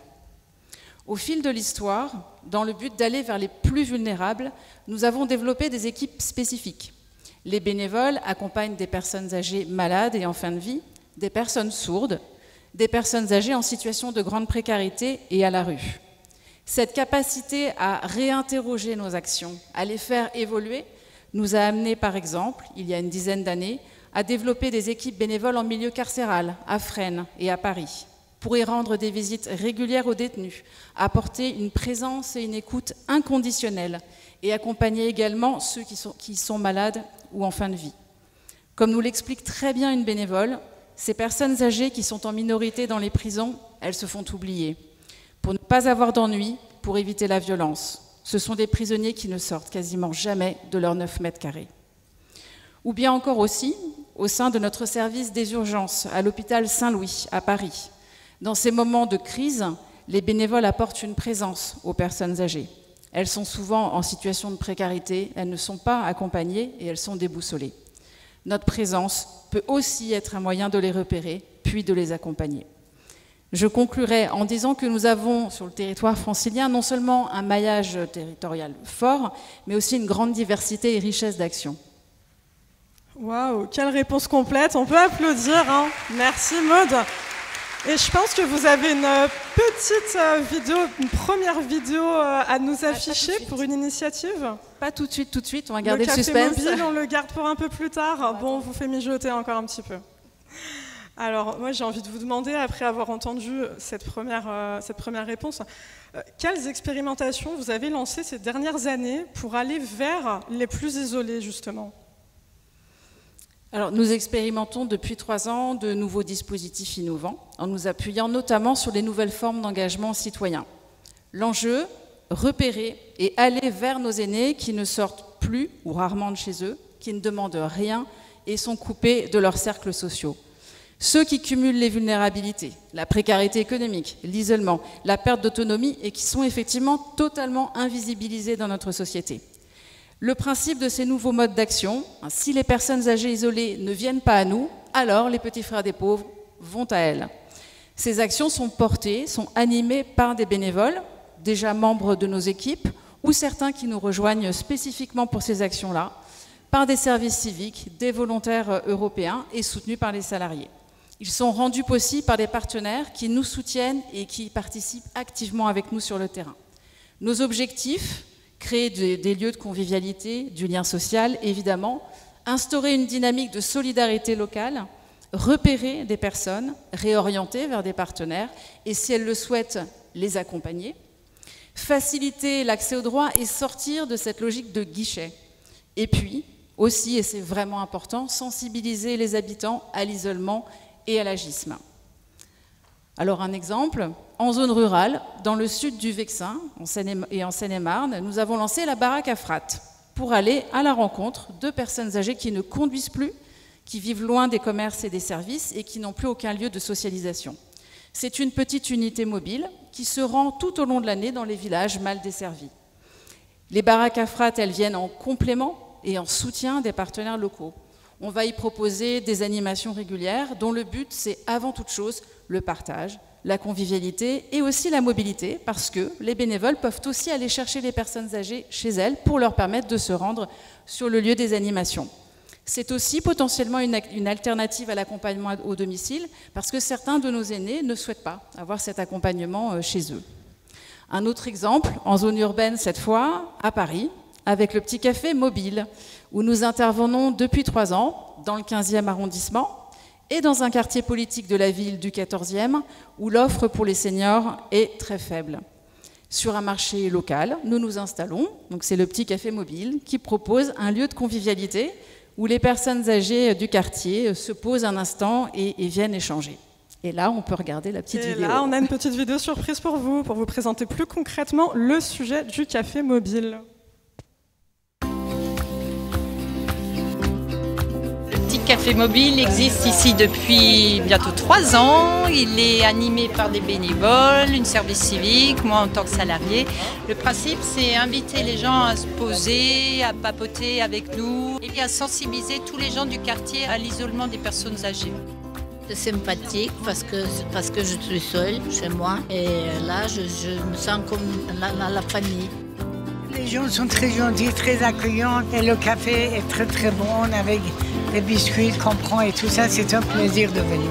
Souvent les personnes n'osent pas se signaler parce qu'on a un peu honte de dire qu'on est seul ou qu'on n'a pas beaucoup de ressources. Et on s'est dit il faut qu'on aille dans un lieu vivant où il y a une mixité, tout le monde vient faire ses courses et tout. Et puis il n'y a pas de porte à franchir, il n'y a pas un téléphone à décrocher. Ils savent maintenant qu'on est là tous les vendredis et c'est ça qui compte. On peut applaudir l'initiative, s'il vous plaît. Et Maud, comme vous êtes pleine de surprises, je pense que vous avez encore un petit cadeau pour nous, encore une petite vidéo à nous montrer sur le sujet de la permanence solidaire. Oui, tout à fait. Mais là aussi, je vais vous faire patienter un petit peu, le suspense. Je voudrais rebondir sur ce que la coordinatrice de développement social disait dans la capsule vidéo qu'on a vue. Pas de porte à franchir, pas de téléphone à décrocher. C'est aussi dans cet esprit que l'été, nous installons à Paris la caravane estivale. Ça fait 3 ans qu'elle existe. Et quand en fait Paris se vide de ses habitants, quand les structures ferment pour la plupart, eh bien, nous on est là, on s'installe. Cette année, on était présents pendant 1 mois dans les 13e, les 16e et le 20e arrondissements, dans des quartiers où nos aînés cumulent les vulnérabilités. Là aussi, les équipes de bénévoles, les services civiques, les salariés et nos partenaires installent dans la rue chaises, tables, parasols très colorés et on y organise des ateliers autour des jeux, du chant, de la peinture. Et les bénévoles, eh ben, ils vont à la rencontre des personnes âgées qui sortent de leur immeuble, des personnes qui passent à proximité pour leur demander de venir rejoindre la caravane. Et ce qui était très touchant, c'est que lorsque le dernier jour de la caravane est arrivé, beaucoup nous ont dit quand est-ce que vous allez revenir? Quand est-ce que vous revenez nous voir? On a aussi initié, vous en parliez à l'instant, des permanences solidarité il y a 2 ans, en partenariat avec les bailleurs sociaux parisiens, Paris Habitat et la RIVP, qui sont eux aussi confrontés au vieillissement et à la pauvreté de leurs locataires. Là aussi, ce sont les bénévoles, les services civiques et les salariés qui vont intervenir en pied d'immeuble HLM pour repérer les locataires âgés les plus fragiles, améliorer leur qualité de vie, faciliter l'accès aux droits et puis créer du lien entre voisins. On fait du porte-à-porte, on fait des visites à domicile, on organise des ateliers et on sensibilise aussi les gardiens et tous les habitants de ces immeubles à l'isolement et à l'agisme. Et comme le disait une locataire, avant, entre voisins, c'était juste bonjour, bonsoir. Maintenant, on se connaît et on se parle. Et c'est la clé, finalement, l'humain. On applaudit, s'il vous plaît. Et sur ces belles paroles, si vous nous faisiez découvrir votre vidéo. Oui, alors allons-y. C'est parti. Aujourd'hui, on est au square Paul Blanchet, chez le bailleur social Paris Habitat. Et on est devant le local de la permanence solidarité, qui est tenu par les petits frères des pauvres, pour accueillir les seniors qui habitent ici tout autour. Ça nous sort de notre solitude. On a besoin d'être en vrai, en live, avec des personnes, dans une salle qui est très agréable, et de partager des bons moments ensemble.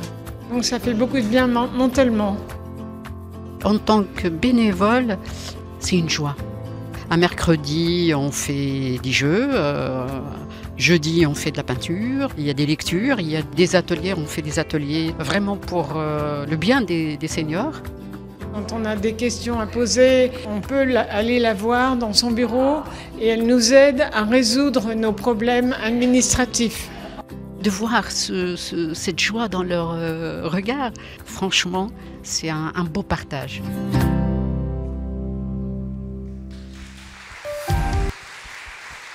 Et avant d'entendre Jean-Christophe, je crois que Maude a un commentaire à faire. Non, je voulais juste conclure en disant que là, je vous ai présenté un certain nombre d'expérimentations dans les banlieues ou à Paris. On y retrouve à chaque fois l'ADN des petits frères des pauvres et c'est ça qui est important, c'est-à-dire des liens qui se tissent, de la chaleur humaine, et ça a été très bien dit d'ailleurs par la bénévole qui témoignait. Un petit mot sur l'avenir de ces expérimentations. En fait, on a envie de pouvoir rester plus longtemps que juste sur la période estivale. On a envie de pouvoir venir plus souvent que juste une fois par mois. Et on a surtout envie d'impliquer les habitants pour qu'eux aussi contribuent à ces actions et puis les fassent vivre. Et ça valait le coup de rajouter ça, bien évidemment, c'est une action collective et citoyenne. Merci beaucoup. Merci Maude. Et je vous regarde, parce que je suis déjà tournée vers vous, Jean-Christophe. Donc vous avez été président de la Fraternité Régionale Banlieue. Avant ça, vous étiez bénévole dans l'équipe de Montreuil. Et vous êtes actuellement engagé à Noisy-le-Grand. Vous avez un dispositif similaire au Café Mobile qu'on vient de voir en vidéo, Itinérance 93. Qu'est-ce que vous pouvez nous en dire et comment les bénévoles se mobilisent concrètement pour aller vers les plus isolés dans un territoire donné? Oui, bonjour à tous. Alors, avant de parler d'Itinérance 93, je voulais quand même rebondir un peu sur les zones rurales en Ile-de-France, parce qu'on n'en parle pas beaucoup. Parce que c'est vrai que quand on est dans le 4e arrondissement, parler de ruralité en Ile-de-France, c'est pas forcément évident, mais plus de la moitié des communes d'Ile-de-France sont en zone rurale. Voilà, alors ça représente que 5% des habitants, mais c'est quand même très important, surtout sur la Grande Couronne.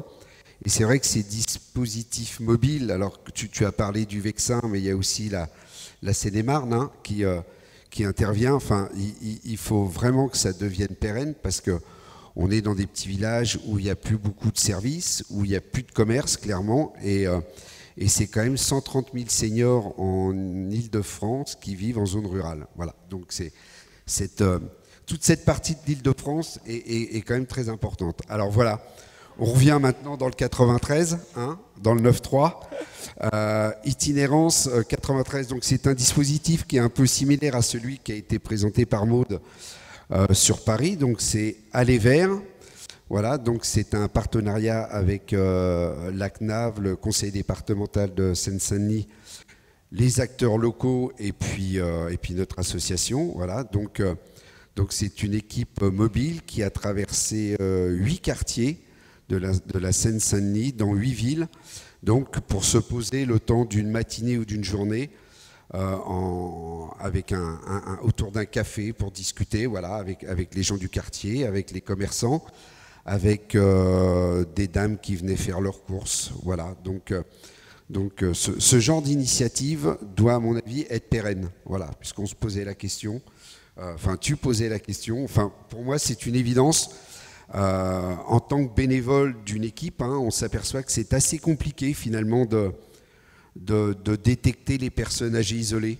Voilà, on annonce 750 000 personnes et puis finalement sur le terrain on se dit c'est pas aussi facile que ça. Voilà, donc multiplier ce genre d'initiative aide aussi à détecter les personnes âgées isolées. Alors moi je vais prendre un exemple de l'équipe de Noisy-le-Grand qui a vraiment créé un maillage qui a tissé un maillage avec beaucoup de partenaires de sa commune.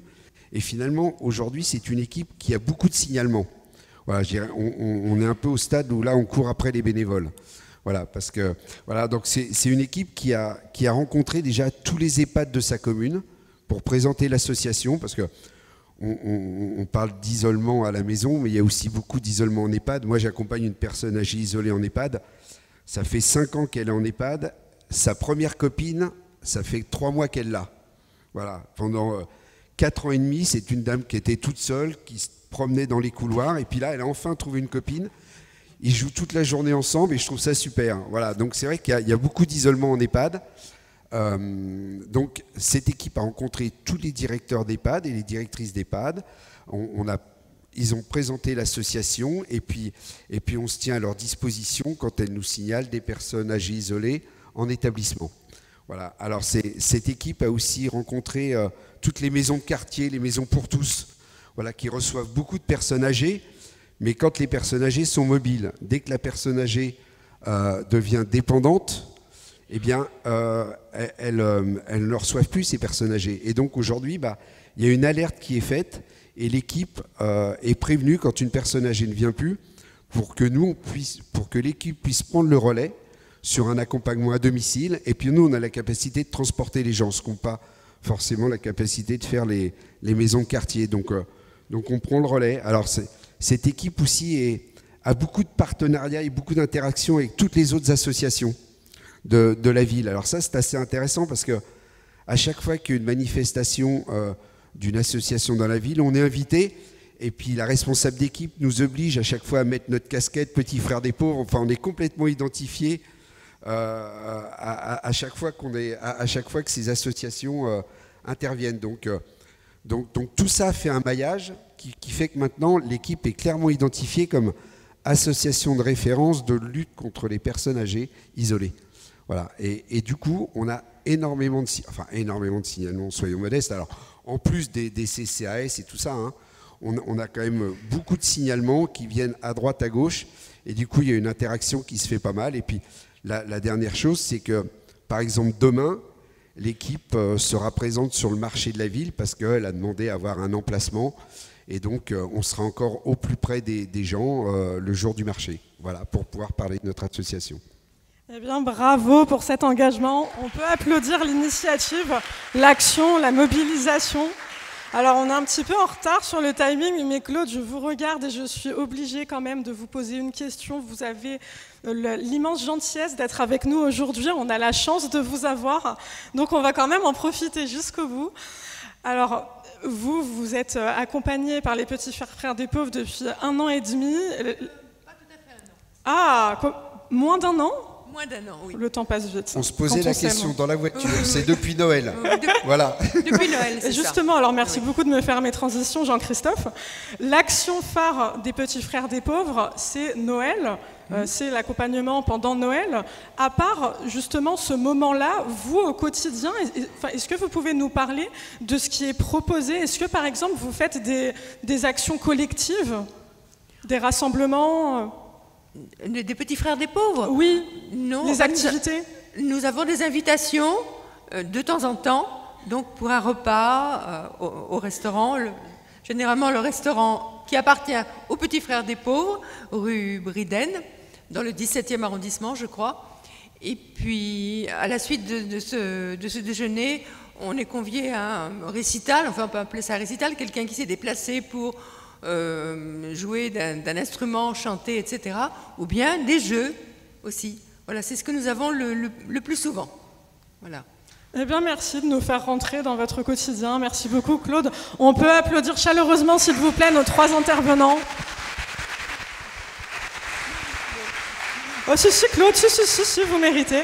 Eh bien, merci énormément à tous les 3. Vous pouvez regagner le public. Merci encore, on les encourage. Merci. Eh bien, il est temps pour nous. Alors, Claude, ça va? Je peux aider? Ça va. On applaudit encore, Claude, s'il vous plaît. On applaudit nos 3 intervenants.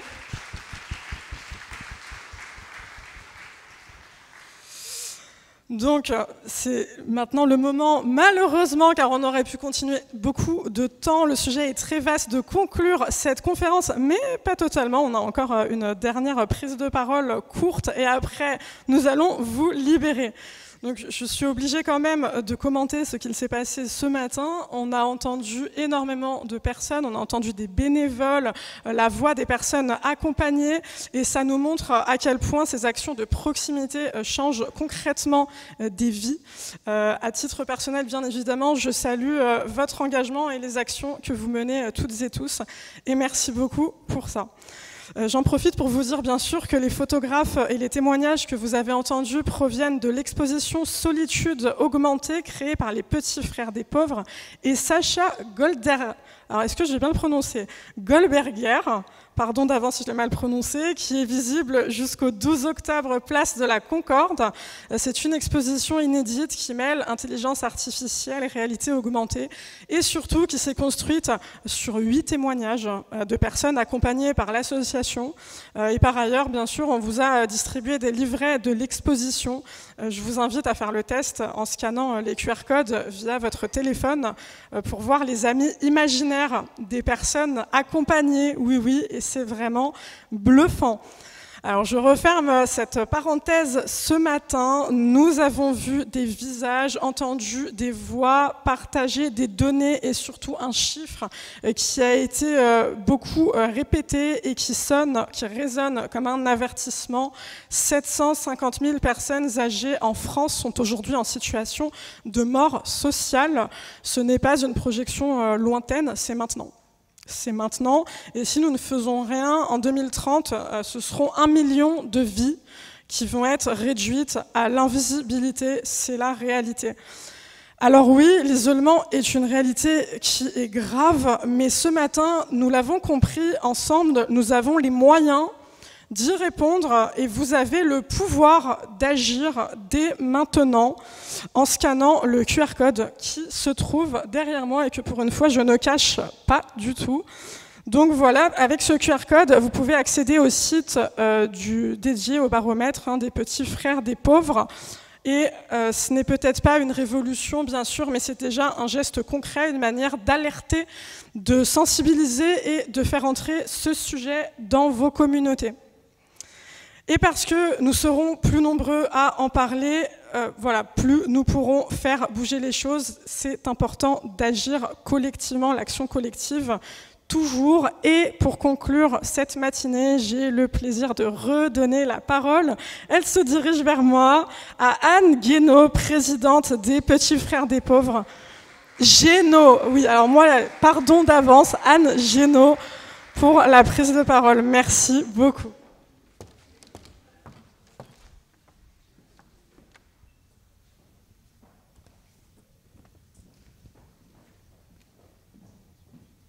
Alors oui, avec un micro, ça aide, effectivement.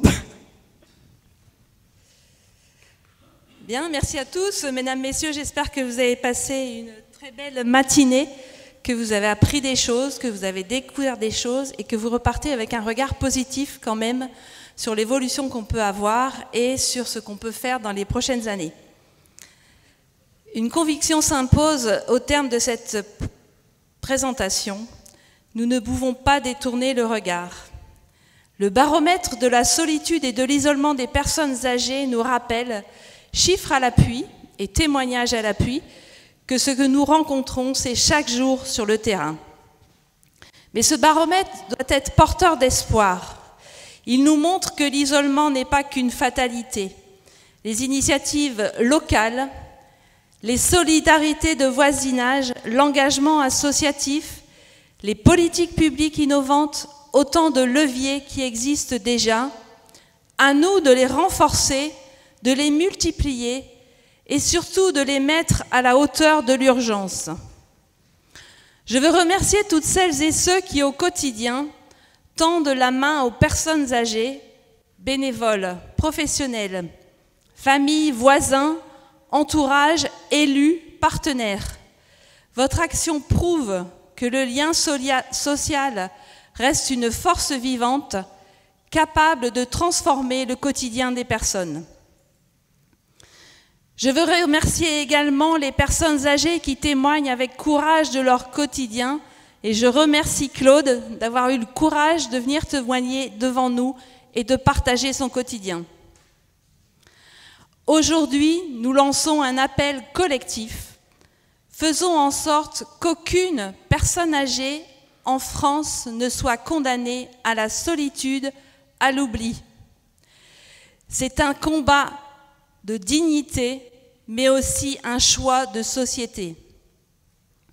Et j'ajoute, beaucoup d'entre nous auront la chance de vieillir, même de vieillir très âgés, mais dans quelles conditions? Les événements de la vie, les changements de mode de vie de la société peuvent très vite nous faire basculer dans l'isolement, Personne n'est à l'abri de rupture.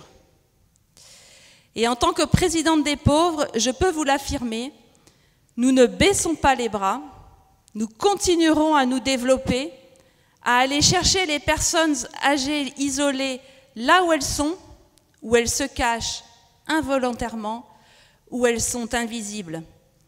Nous continuerons à les accompagner comme nous le faisons depuis près de 80 ans, dans une véritable relation fraternelle, individuelle et dans la durée.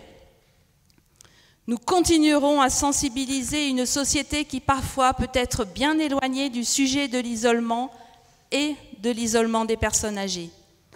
Et pour ce combat, nous avons besoin de vous à nos côtés. Ensemble, nous devons faire la différence pour éviter qu'en 2030, 1 million de personnes âgées connaissent la mort sociale. Ensemble, continuons à bâtir une société du lien. Merci à vous toutes et tous de votre présence, de votre engagement et de l'intérêt que vous portez à la lutte contre l'isolement des personnes âgées.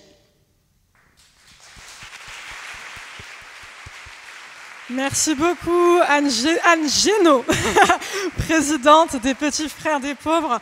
C'était un immense honneur pour moi d'être aujourd'hui avec vous pour cette conférence. Mille merci pour votre présence, pour votre engagement.